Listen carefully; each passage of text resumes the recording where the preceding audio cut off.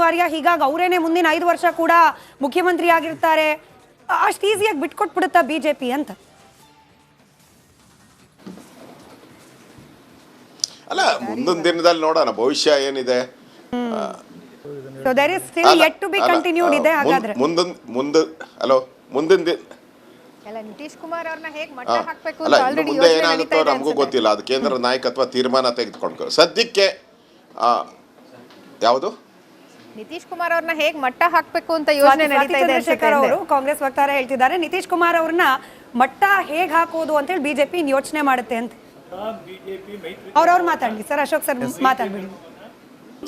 ಈ ಕಾಂಗ್ರೆಸ್ ಅವರು ಈ ಕಾಂಗ್ರೆಸ್ ಅವರು ದೇಶನ ಹೆಂಗ್ ಮಟ್ಟ ಹಾಕಿದ್ದಾರೆ ಅನ್ನೋದು ಇಡೀ ದೇಶಕ್ಕೆ ಗೊತ್ತಾಗ್ಬಿಟ್ಟಿದೆ. ಎಲ್ಲೆಲ್ಲಿ ಹೆಂಗೆ ಮಟ್ಟ ಹಾಕಿದ್ದಾರೆ. ಇಡೀ ದೇಶದಲ್ಲಿ ಮುಸಲ್ಮಾನರನ್ನ ಓಲೈಕೆ ಮಾಡಿ ಹಿಂದೂಗಳನ್ನೆಲ್ಲ ತುಳಿತಾ ಇದ್ದಾರೆ, ಹಿಂದೂಗಳಿಗೆ ಅವಮಾನ ಮಾಡ್ತಾ ಇದ್ದಾರೆ. ಈ ಥರ ಪಾಕಿಸ್ತಾನ ಒಂದು ಜಿಂದಾಬಾದ್ ಅಂದರೆ ಅವ್ರಿಗೆ ಅರೆಸ್ಟೇ ಮಾಡಲ್ಲ ನೀವು. ಪಾಕಿಸ್ತಾನಕ್ಕೆ ಏನೇ ಬೈಗಳು ಅಂದ್ರೆ ಏನೇ ಒಂದು ಬಿಜೆಪಿಯ ಪರ್ಫಾರ್ಮೆನ್ಸ್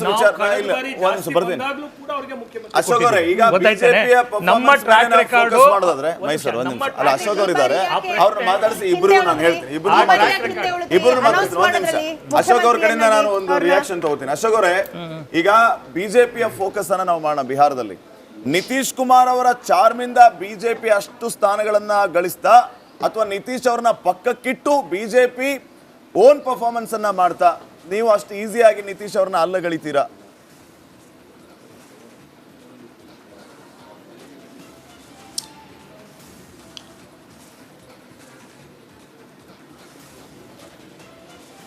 ಇಲ್ಲ, ನಿತೀಶ್ ಅವ್ರನ್ನ ಅಲ್ಲಗಳೆಯೋ ಪ್ರಶ್ನೆನೇ ಇಲ್ಲ. ನಮ್ಮ ಕಟಿಬಂಧನ್ ಗಟ್ಟಿ ಇದೆ.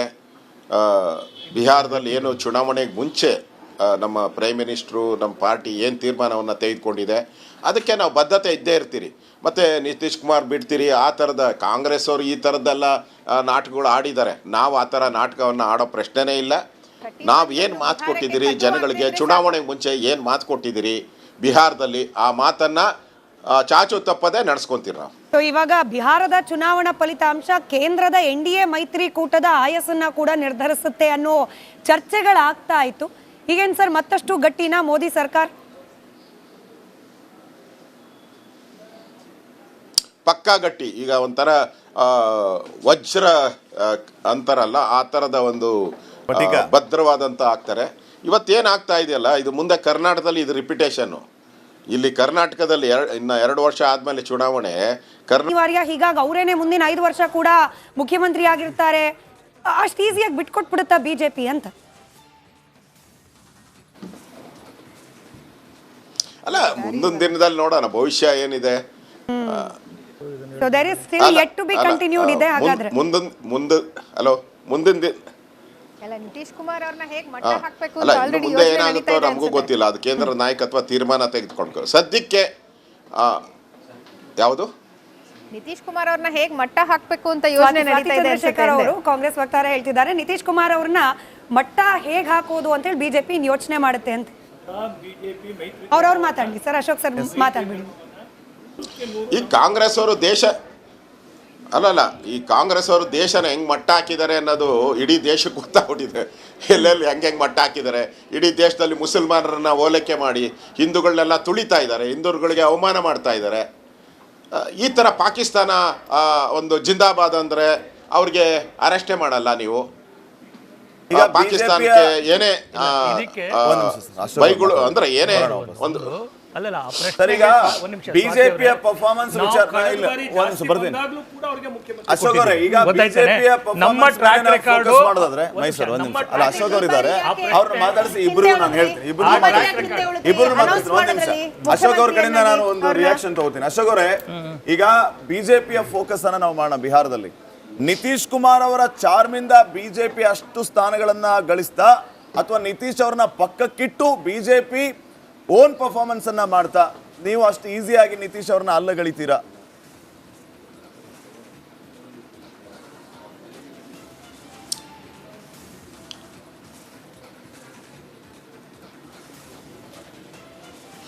ಇಲ್ಲ, ನಿತೀಶ್ ಅವ್ರನ್ನ ಅಲ್ಲಗಳೆಯೋ ಪ್ರಶ್ನೆನೇ ಇಲ್ಲ. ನಮ್ಮ ಕಟಿಬಂಧನ್ ಗಟ್ಟಿ ಇದೆ. ಬಿಹಾರದಲ್ಲಿ ಏನು ಚುನಾವಣೆಗೆ ಮುಂಚೆ ನಮ್ಮ ಪ್ರೈಮ್ ಮಿನಿಸ್ಟ್ರು ನಮ್ಮ ಪಾರ್ಟಿ ಏನು ತೀರ್ಮಾನವನ್ನು ತೆಗೆದುಕೊಂಡಿದೆ ಅದಕ್ಕೆ ನಾವು ಬದ್ಧತೆ ಇದ್ದೇ ಇರ್ತೀರಿ. ಮತ್ತು ನಿತೀಶ್ ಕುಮಾರ್ ಬಿಡ್ತೀರಿ ಆ ಥರದ ಕಾಂಗ್ರೆಸ್ ಅವರು ಈ ಥರದ್ದೆಲ್ಲ ನಾಟಕಗಳು ಆಡಿದ್ದಾರೆ. ನಾವು ಆ ಥರ ನಾಟಕವನ್ನು ಆಡೋ ಪ್ರಶ್ನೆನೇ ಇಲ್ಲ. ನಾವು ಏನು ಮಾತು ಕೊಟ್ಟಿದ್ದೀರಿ ಜನಗಳಿಗೆ, ಚುನಾವಣೆಗೆ ಮುಂಚೆ ಏನು ಮಾತು ಕೊಟ್ಟಿದ್ದೀರಿ ಬಿಹಾರದಲ್ಲಿ, ಆ ಮಾತನ್ನು ಚಾಚು ತಪ್ಪದೆ ನಡೆಸ್ಕೊಂತೀರಿ ನಾವು. ಸೊ ಇವಾಗ ಬಿಹಾರದ ಚುನಾವಣಾ ಫಲಿತಾಂಶ ಕೇಂದ್ರದ NDA ಮೈತ್ರಿಕೂಟದ ಆಯಸ್ಸನ್ನ ಕೂಡ ನಿರ್ಧರಿಸುತ್ತೆ ಅನ್ನೋ ಚರ್ಚೆಗಳಾಗ್ತಾ ಇತ್ತು. ಈಗೇನು ಸರ್ ಮತ್ತಷ್ಟು ಗಟ್ಟಿನ ಮೋದಿ ಸರ್ಕಾರ?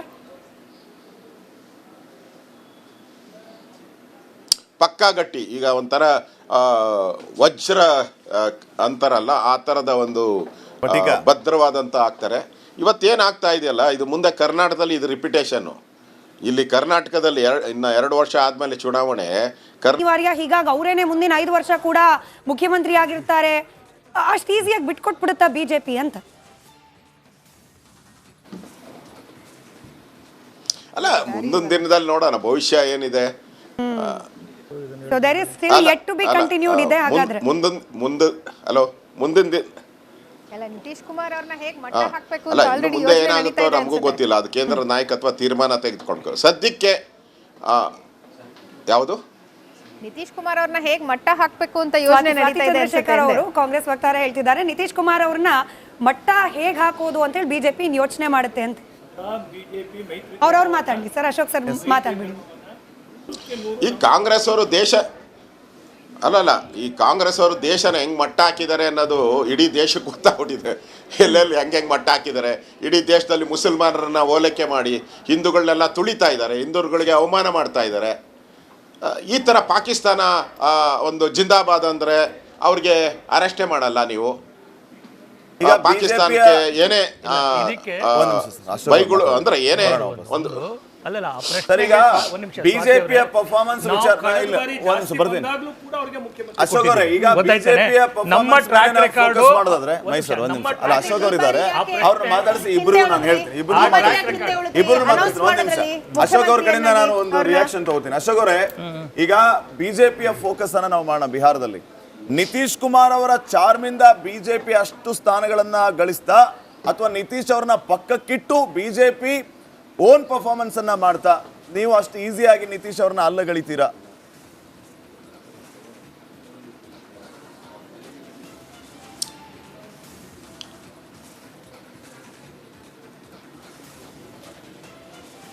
ಇಲ್ಲ, ನಿತೀಶ್ ಅವ್ರನ್ನ ಅಲ್ಲಗಳೆಯೋ ಪ್ರಶ್ನೆನೇ ಇಲ್ಲ. ನಮ್ಮ ಕಟಿಬಂಧನ್ ಗಟ್ಟಿ ಇದೆ. ಬಿಹಾರದಲ್ಲಿ ಏನು ಚುನಾವಣೆಗೆ ಮುಂಚೆ ನಮ್ಮ ಪ್ರೈಮ್ ಮಿನಿಸ್ಟ್ರು ನಮ್ಮ ಪಾರ್ಟಿ ಏನು ತೀರ್ಮಾನವನ್ನು ತೆಗೆದುಕೊಂಡಿದೆ ಅದಕ್ಕೆ ನಾವು ಬದ್ಧತೆ ಇದ್ದೇ ಇರ್ತೀರಿ. ಮತ್ತು ನಿತೀಶ್ ಕುಮಾರ್ ಬಿಡ್ತೀರಿ ಆ ಥರದ ಕಾಂಗ್ರೆಸ್ ಅವರು ಈ ಥರದ್ದೆಲ್ಲ ನಾಟಕಗಳು ಆಡಿದ್ದಾರೆ. ನಾವು ಆ ಥರ ನಾಟಕವನ್ನು ಆಡೋ ಪ್ರಶ್ನೆನೇ ಇಲ್ಲ. ನಾವು ಏನು ಮಾತು ಕೊಟ್ಟಿದ್ದೀರಿ ಜನಗಳಿಗೆ, ಚುನಾವಣೆಗೆ ಮುಂಚೆ ಏನು ಮಾತು ಕೊಟ್ಟಿದ್ದೀರಿ ಬಿಹಾರದಲ್ಲಿ, ಆ ಮಾತನ್ನು ಚಾಚು ತಪ್ಪದೆ ನಡೆಸ್ಕೊಂತೀರಿ ನಾವು. ಸೊ ಇವಾಗ ಬಿಹಾರದ ಚುನಾವಣಾ ಫಲಿತಾಂಶ ಕೇಂದ್ರದ NDA ಮೈತ್ರಿಕೂಟದ ಆಯಸ್ಸನ್ನ ಕೂಡ ನಿರ್ಧರಿಸುತ್ತೆ ಅನ್ನೋ ಚರ್ಚೆಗಳಾಗ್ತಾ ಇತ್ತು. ಈಗೇನು ಸರ್ ಮತ್ತಷ್ಟು ಗಟ್ಟಿನ ಮೋದಿ ಸರ್ಕಾರ? ಪಕ್ಕಾ ಗಟ್ಟಿ. ಈಗ ಒಂಥರ ವಜ್ರ ಅಂತಾರಲ್ಲ ಆ ಥರದ ಒಂದು ಭದ್ರವಾದಂಥ ಆಗ್ತಾರೆ. ಇವತ್ತೇನಾಗ್ತಾ ಇದೆಯಲ್ಲ, ಇದು ಮುಂದೆ ಕರ್ನಾಟಕದಲ್ಲಿ ಇದು ರಿಪಿಟೇಷನ್ನು. ಇಲ್ಲಿ ಕರ್ನಾಟಕದಲ್ಲಿ ಇನ್ನು 2 ವರ್ಷ ಆದಮೇಲೆ ಚುನಾವಣೆ